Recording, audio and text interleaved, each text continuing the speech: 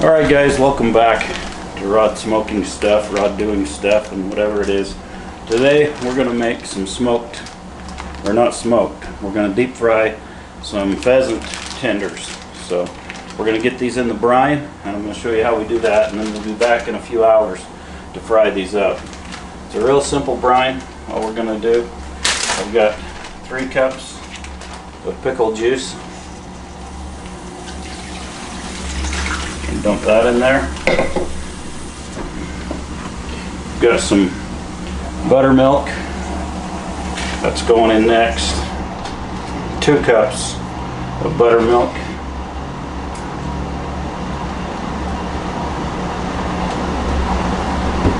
Then we're just going to seal these up. We're going to put them in the fridge. They're going to sit for about 4 hours. Then we'll come back and make the breading for them and fry them up. Alright guys, so we've got all of our dry ingredients here for our batter for our pheasant nuggets or pheasant strips or boneless pheasant wings, you could call them. So first of all, I've got a cup of flour in here. We're going to add 1 cup of breadcrumbs to that. I'm going to add 3 tablespoons of powdered sugar. I've got 2 teaspoons of salt, 2 teaspoons of paprika.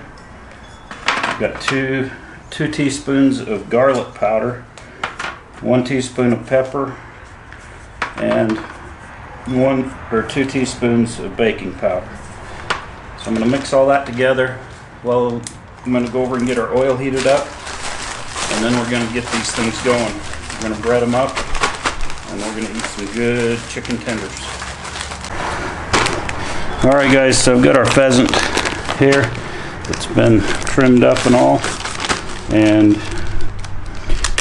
I got all this pheasant because I went pheasant hunting with my brothers quite some time ago, and they didn't want any of it. So I've drained the pheasant, the brine off.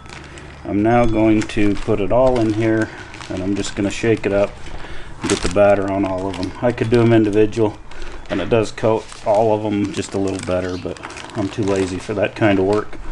So I'm just doing it this way. This is how I do it when I do chicken, and everybody's going to have to deal with it. That one's got a feather on it, so I probably should get that off. Okay, so now I'm just going to take this, and I'm just going to shake it up, get these all coated.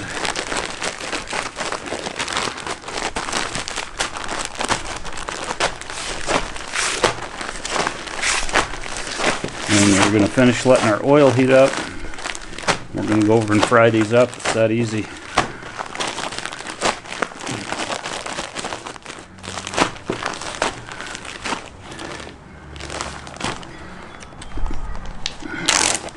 See, we got those all pretty well coated. We need to separate them a little because the insides don't tend to get done. So you just pull them apart a little, then mix them again. You'll have them all coated good. Just like that. We're ready to fry these things up. Okay guys, so I've got my Dutch oven here. I'm going to heat that up to 375 to 400 degrees. Right in that range. That's where we want it, because when we put those in, it's going to cool off a little bit. We're getting there, but we're not there yet. I've got this rack, so when they're done I can set them on that and let them drip off all the excess. And then I've got a bowl with some paper towels in it that I'm going to drop them into after they've sat here for a couple minutes. So here in just a couple minutes, we'll get going on this.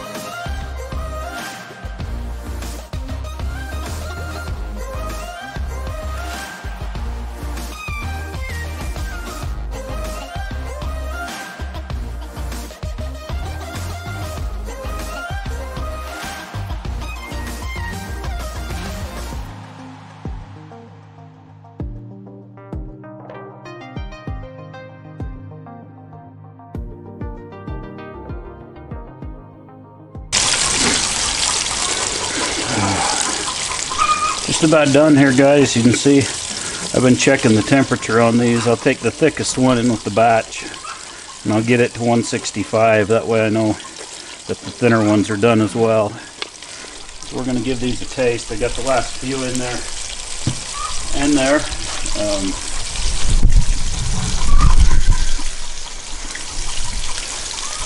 So anyway, don't those look good?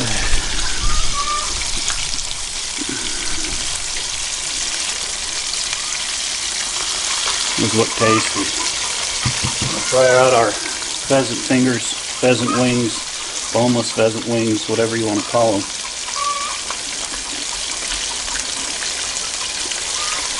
Not the same as chicken. I do this recipe with chicken. Tastes identical to this.